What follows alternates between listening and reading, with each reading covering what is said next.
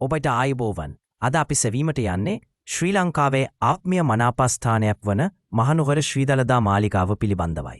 ශ්‍රී දළදා මාලිගාව යනු බුදුරජාණන් වහන්සේගේ දන්තධාතු වහන්සේ රඳවා ඇති අතිපූජනීය ස්ථානයකි.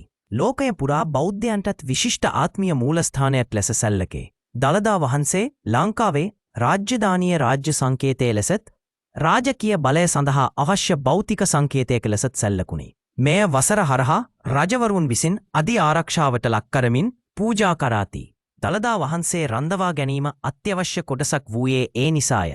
මහනුවර නගරය තුල පිහිටාති මෙම මාලිගාව ශිල්පයෙන් පිරුණු සිංහල සාම්ප්‍රදායික වාස්තු ශිල්පයේ අතිවිශිෂ්ට උදාහරණයකි.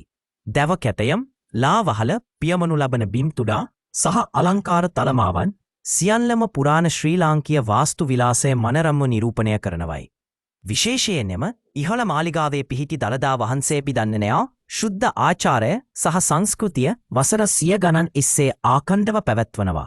දිනකට 3 වරක් පැවැත්වෙන දළදා පූජා, එහි පවතින භක්තිමත් වාතාවරණය, සෙරමෝනි, පිරිත් සජ්ජායනා මේ සියල්ලම අපේ සංස්කෘතික වටිනාකම දිගටම පවත්වීමේ සාක්ෂි බවට පත්වෙයි. තෙරුවන් සරණ යන ආත්මීය ගී ගායනා සහ නැටුම් සෙරමෝනි විවිධ දේශීය නෘත්‍ය ශිල්පවලින්ද පිරුණුවයි. මේ යුනෙස්කෝ විසින් ලෝක උරුමයක් ලෙස නම් කරන ලද අතර එය ජාත්‍යන්තර වශයෙන්ද සම්මානයකට පාත්‍ර වුණා.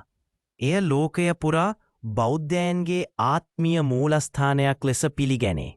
එසේම වසරකට එක්වරක් පැවැත්වෙන ඇසළ පෙරහැර නම් ප්‍රසිද්ධ පෙරහැරද මෙයට අමුණා ඇත.